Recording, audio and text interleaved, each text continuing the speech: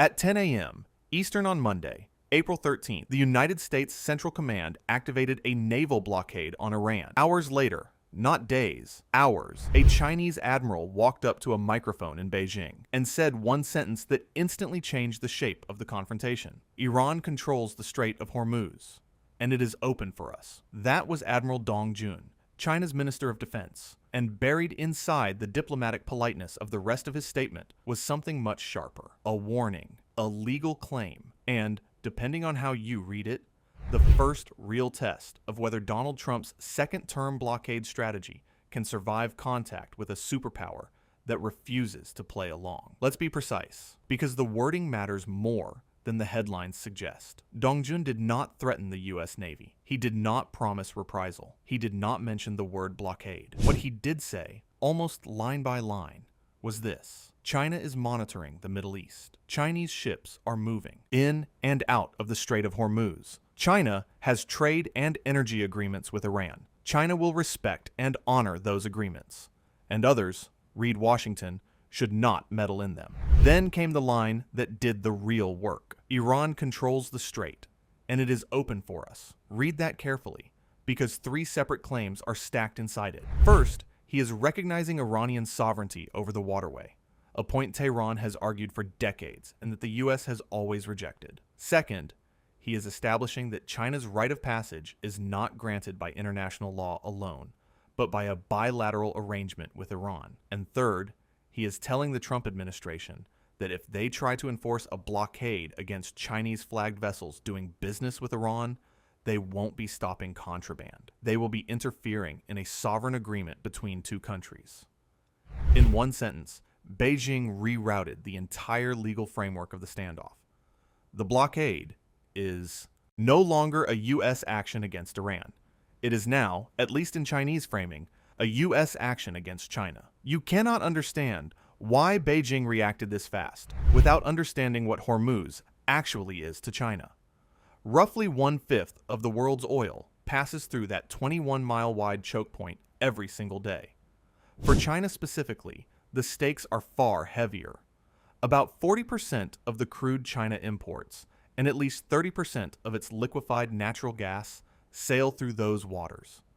China is also the largest buyer of Iranian oil on Earth, and has been quietly for years, despite U.S. sanctions. When Trump announced the blockade, Brent crude jumped more than 8% past $103 a barrel. Within hours of Dong Jun's statement, it slid back under 100. The market told you what the diplomats would not.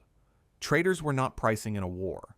They were pricing in the likelihood that the blockade has an exemption nobody in the White House has admitted out loud yet. And here is the inconvenient detail CENTCOM quietly put in its own operational statement. The blockade, it said, would be enforced against vessels entering or leaving Iranian ports. But it would not, quote, impede freedom of navigation for vessels transiting the strait to non-Iranian ports. That is a loophole large enough to sail a Chinese supertanker through, and Beijing knows it. Now we have to talk about the part of the story that turns a standoff into something scarier, because Dong Jun's speech did not arrive in a vacuum. It arrived 3 days after CNN reported, citing 3 U.S. officials familiar with the intelligence, that China is preparing to ship a new tranche of weapons to Iran, specifically shoulder-fired anti-aircraft missiles known as MANPADS, and is working to route them through third countries to disguise their origin. These are not abstract weapons. During the 5-week war that started in February, a handheld heat-seeking missile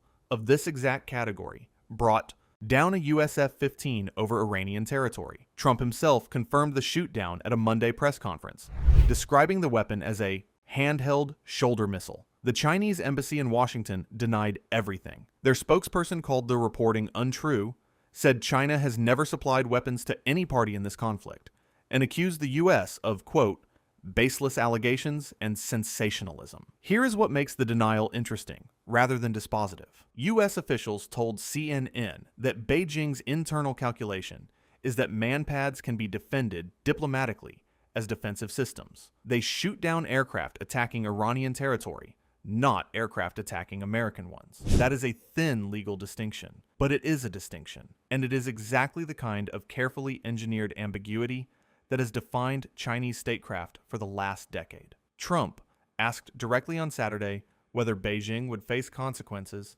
answered with 6 words. China will have big problems, okay? He has since threatened 50% tariffs if the shipment is confirmed. Now, I want to pause here because a lot of you left comments on the last video arguing that China would never go this far publicly, that Beijing's style is to stay in the shadows, let Russia take the heat, and sell oil quietly. And for most of the last decade, that read was correct. But I think what we're watching in April 2026 is a genuine break from that pattern. And I'll tell you why I think that matters. When a country that has spent 30 years perfecting the art of strategic silence suddenly puts its defense minister on a podium to draw a line over a specific waterway, that is not posturing. I'm not saying Beijing wants a war. I'm saying Beijing has concluded that staying silent this time would cost more than speaking up. And that shift, the cost-benefit flipping, is the part of this story almost no one is covering. So let's look at why that calculation might have changed. 3 things happened in the weeks before Dong Jun's statement that, taken together, explain the shift. First, the Islamabad talks collapsed. 21 hours of face-to-face negotiations in Pakistan and Vice President J.D. Vance leading the American side ended without agreement on April 12th. The Iranian foreign minister later said they had gotten, quote, within inches of a deal before Trump walked out and announced the blockade. That collapse turned a diplomatic track into a military one overnight. Second, reporting surfaced that a China-bound tanker had already been turned back under the blockade. For Beijing, that is not an abstract principle. That is a direct physical interference with Chinese commerce. Once a Chinese tanker gets turned away at gunpoint, silence stops being a viable policy. Third, and this is the one analysts keep underplaying, Trump is scheduled to travel to Beijing next month to meet Xi Jinping. Everything Dong Jun said on Monday is now pre-negotiation leverage. By stating publicly that the strait is open to China under an Iranian agreement, Xi walks into that meeting with a fixed position he cannot be pressured off of without losing face domestically. Beijing has not escalated. Beijing has locked itself in. That is a much harder thing to walk back, and Trump now has to decide whether to test it. So here's where I'm willing to put a marker down, and you can come back and hold me to this. I do not believe the U.S. Navy will stop a Chinese-flagged tanker in the Strait of Hormuz in the next 30 days. Not because it lacks the capability, it clearly has it, but because the CENTCOM carve-out for non-Iranian port transits was written specifically to avoid that confrontation. The Pentagon understands what the White House Twitter feed does not. Firing a warning shot at a Chinese hull is not an enforcement action. It is a casus belli. What I do believe will happen is this.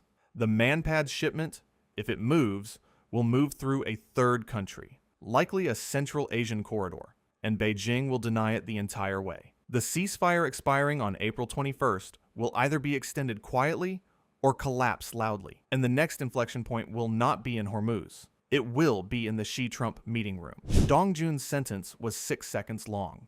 The consequences of it are going to unfold over months. Because what Beijing just did was not issue a threat, it issued a claim. A claim that China's access to Iranian oil is a sovereign matter, not a negotiable one. A claim that the Strait of Hormuz, for Chinese purposes, is governed by Tehran's permission, not Washington's. Whether that claim holds will depend on what happens in the next 3 weeks, in the shipping lanes, in the intelligence reporting, and in a meeting room in Beijing that Trump has not canceled yet. I'll keep watching. You keep thinking.